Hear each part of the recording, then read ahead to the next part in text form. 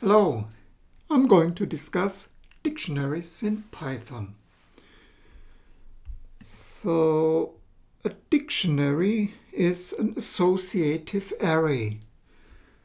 Means it's an array that contains an association between one thing and another thing. And to start with an example, I'm going to take information that can be put into an associative array, which in our case is here a list of genes and the associated protein names, assuming that the protein name indicates the product of the expression of the gene on the left-hand side. So we have 3 genes, 3 corresponding protein names, and this is a thing that we can put into a dictionary in Python, and we give it a name, and the name is called genes. This is my dictionary of genes, and the convention is to use curly brackets. We need to enter both types of information, and so they get 2 names, and one is the key, in this case the gene name, and the other is the value, corresponding protein name. So let's put one in as an example. They are all strings, so the first is called TP53 as a gene name, and then the convention is to follow by colon the corresponding value. If I just use single quotes, the corresponding value would be cellular tumor antigen P53, which I can copy and paste, and that would conclude our first pair. The second pair, I can actually put it just in the next line, just below TNF, colon, and what is that? So that is the tumor necrosis factor. I just copy that, and in single quotes will be our second instance. And the third thing that I want to have is EGFR, the gene, and its corresponding protein name, which is the epidermal growth factor receptor. Again in quotes because it is a string. And that concludes the entries to our dictionary. So the reason to associate these 2 things is that, like in a dictionary, you can then refer to that gene that you are interested in and get the corresponding, say, explanation. What is the protein that you get when you express that gene? If we want to have it very nicely, we can put genes at the end and see the contents. And if we make a space in here and execute the code, then we have that nicely edited. Now, how can we access the information contained in a dictionary called genes? So the first thing is to know that with the dot operator you can access a thing called keys, which will return, as you might expect, the keys of that dictionary. Is a list of the complete set of keys contained in the dictionary. And similar, genes.values will return a list of all the values associated with the above keys. So in case you forgot what the keys are or the values are, here is a way to look them up. Keys are very important in a dictionary. Let's see how we can access individual keys. And the way to do that is similar to how we accessed members of a list, using the notation with square brackets.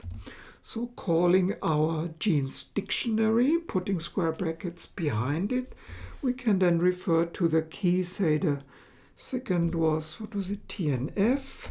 That had a space in it, and if we execute that code, we'll get the corresponding protein name, which is the corresponding value.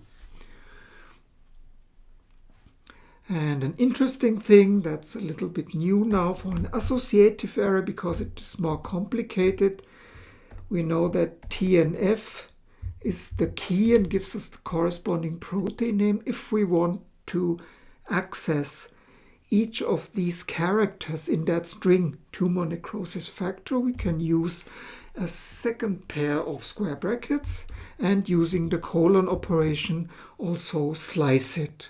So of course colon means show me all of the contents, and if we just say from 0 to 5, then it would mean we just get the word tumor, which is the beginning of that entry. So as you of course might expect, every character in that string is accessible and can be used for further processing. So now that we have set up the dictionary and seen how you access the contents, we want to show how you can use the keys to loop through the contents of a dictionary. Right? So if a lot of information stored in a dictionary with its associations, how can you loop through the dictionary and get access to the keys and to the corresponding values? So here's how to do that. The syntax for a for loop is for something in array. Our array is called genes, followed by colon. So what might something be? If you iterate through a list, it will be every item in that list that you iterate through. If you iterate through a dictionary, you go through it key by key. So the key is a single gene, so we might as well replace it with gene for gene in genes.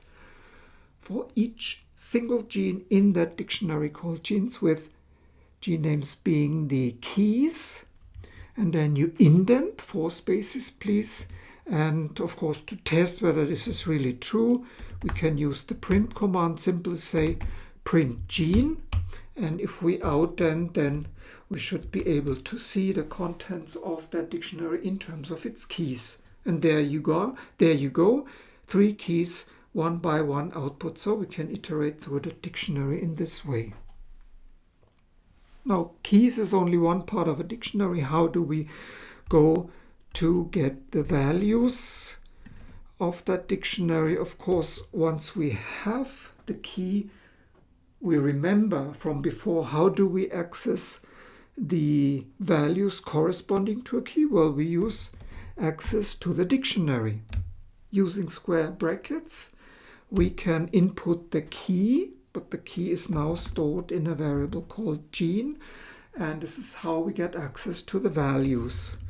And if we assign it to a variable name, so that's the corresponding protein name equal to genes of gene, then it means we can store the protein name.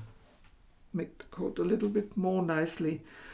Now we can access via gene, access the corresponding protein name. And if we have the protein name, of course we can also print it. So here's the protein name. And if that's all that we want to do, we can see the result of this code will show us the genes on the left-hand side, corresponding proteins on the right-hand side. And if you think that doesn't look very nicely, we can also use the keyword sep to make some better separation between the two genes, corresponding protein names.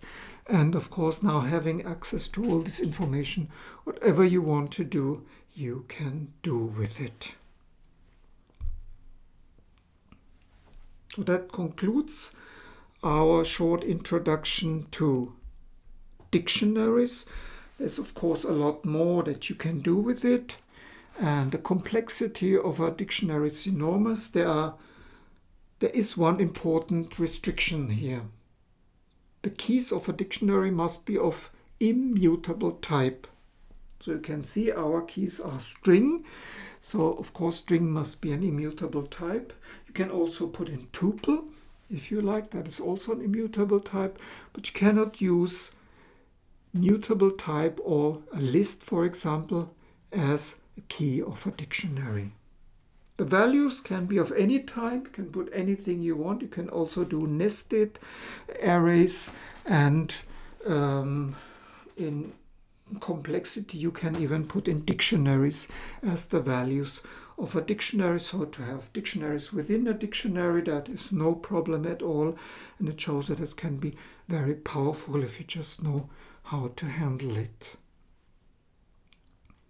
And to conclude, if you wonder where that three gene names came from, according to CarpeDF, some ranking that I found, these are the top most studied genes in the world.